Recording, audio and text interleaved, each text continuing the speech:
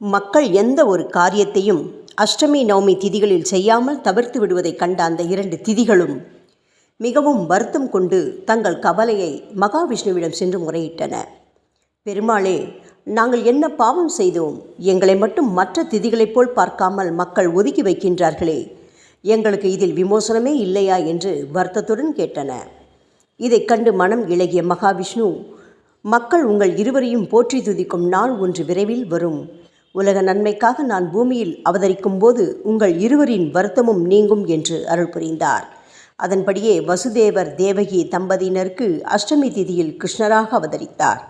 அதேபோல் மற்றொரு அவதாரத்தில் தசரதர் கௌசல்யை தம்பதியினருக்கு நவமி திதியில் ராமனாக அவதரித்தார்.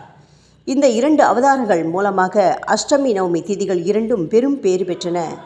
இறைவனின் அவதாரங்கள் உதித்த அந்த 2 நாட்களையும் மக்கள் வெகு விமர்சையாக கிருஷ்ண ஜெயந்தி, ஸ்ரீராம நவமி என்னும் பெயர்களில் கொண்டாடி மகிழ்கின்றனர்.